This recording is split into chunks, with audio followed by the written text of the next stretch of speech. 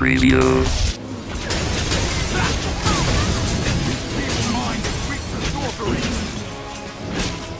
It's too powerful!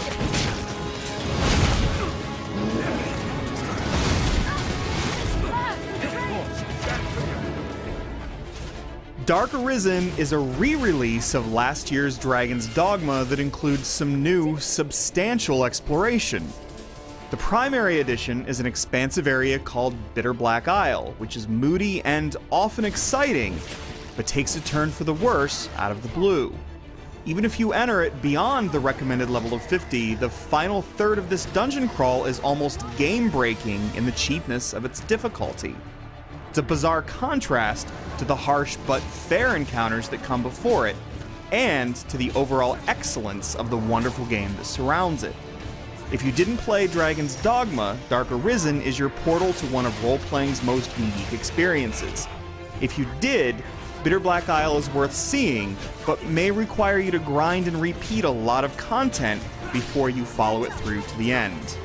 Dragon's Dogma is still a flawed beauty, a near classic that merges open-world RPGs and the delights and frustrations of Monster Hunter along with several other clear inspirations.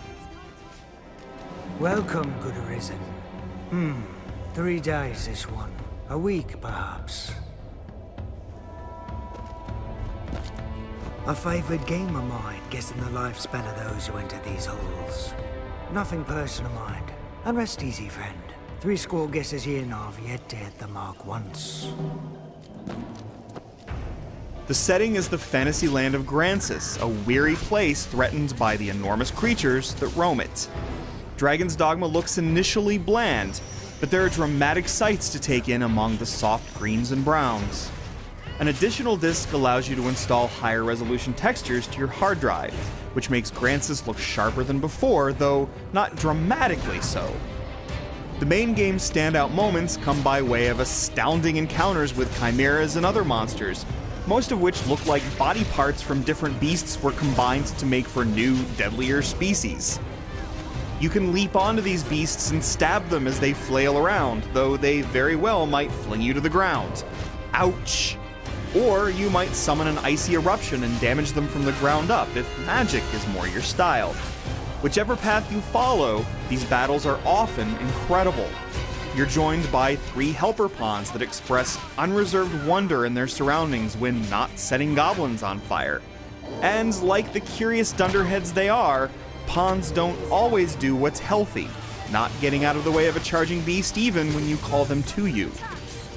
Dark Arisen's new area, Bitter Black Isle, brings with it many of the main game's delights, but it also tips the scales too far towards the frustrating end, though that doesn't really happen until the final third of the main mission.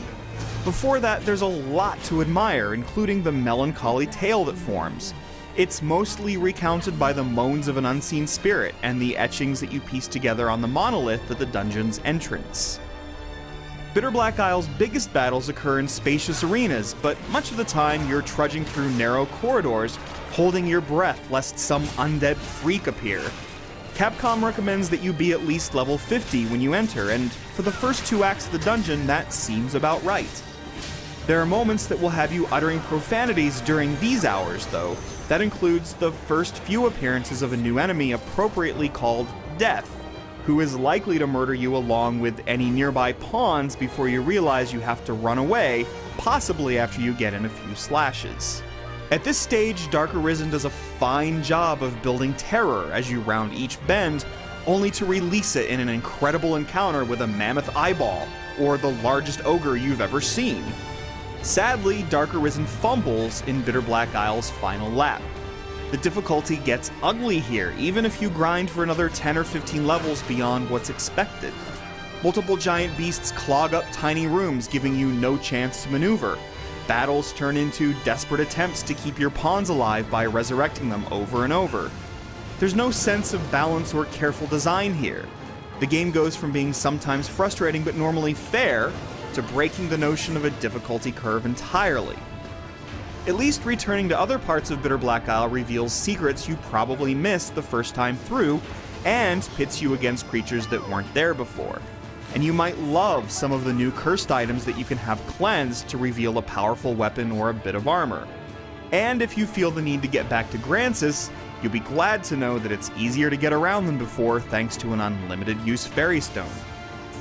It's a shame that Bitter Black Isle turns into such a cheap experience in its final act, but the new areas are so eerily beautiful and intricately constructed, and the story is so ethereal that you might overcome the irritations and grind to the end.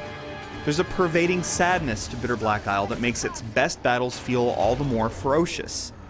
And if you're a newcomer, Dragon's Dogma Dark Arisen has plenty of incredible battles awaiting before you ever need worry about the secrets on its fearsome new island. I've done my share of exploring, and all over this place appears in no map or text I've ever seen. Even the halls that link one chamber to the next are mad. The work of some diabolic magic, like as not. A place so steeped in rancor just begs for conquest, doesn't it? Gets my juices flowing.